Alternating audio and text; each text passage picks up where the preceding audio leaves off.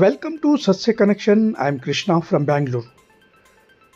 ಲೋಕಸಭೆ ಚುನಾವಣೆ ಮುಗಿದ ಬೆನ್ನಲ್ಲೇ ರಾಜ್ಯ ಸರ್ಕಾರವು ಪೆಟ್ರೋಲ್ ಡೀಸೆಲ್ ದರವನ್ನು ಏರಿಕೆ ಮಾಡಿರುವುದನ್ನು ಖಂಡಿಸಿ ಹಾಗೂ ಕೂಡಲೇ ದರವನ್ನು ಕೈ ಬಿಡುವಂತೆ ಒತ್ತಾಯಿಸಿ JDS ಪಕ್ಷದಿಂದ ಬೃಹತ್ ಪ್ರತಿಭಟನೆಯನ್ನು ರಾಜ್ಯ ಸರ್ಕಾರದ ವಿರುದ್ಧ ಬೆಂಗಳೂರು ಫ್ರೀಡಂ ಪಾರ್ಕ್ನಲ್ಲಿ ಹಮ್ಮಿಕೊಳ್ಳಲಾಗಿತ್ತು. ಪ್ರತಿಭಟನೆಯಲ್ಲಿ ನಗರಾಧ್ಯಕ್ಷರಾದ ರಮೇಶ್ ಗೌಡ, MLC ಶರವಣ, ಯಲಹಂಕ ಕ್ಷೇತ್ರದ ಅಧ್ಯಕ್ಷರಾದ ಕೃಷ್ಣಪ್ಪ, ನಗರ ಮಹಿಳಾ ಅಧ್ಯಕ್ಷರಾದ ಶೈಲಜಾ, ಯಲಹಂಕ ಕ್ಷೇತ್ರದ ಮಹಿಳಾ ಅಧ್ಯಕ್ಷರಾದ ಚಂದ್ರಕಲಾ, ಜ್ಯೋತಿ ಹಾಗೂ ಅನೇಕ ಮುಖಂಡರು, ಕಾರ್ಯಕರ್ತರು ಪಾಲ್ಗೊಂಡು ರಾಜ್ಯ ಸರ್ಕಾರದ ವಿರುದ್ಧ ಆಕ್ರೋಶ ವ್ಯಕ್ತಪಡಿಸಿದರು.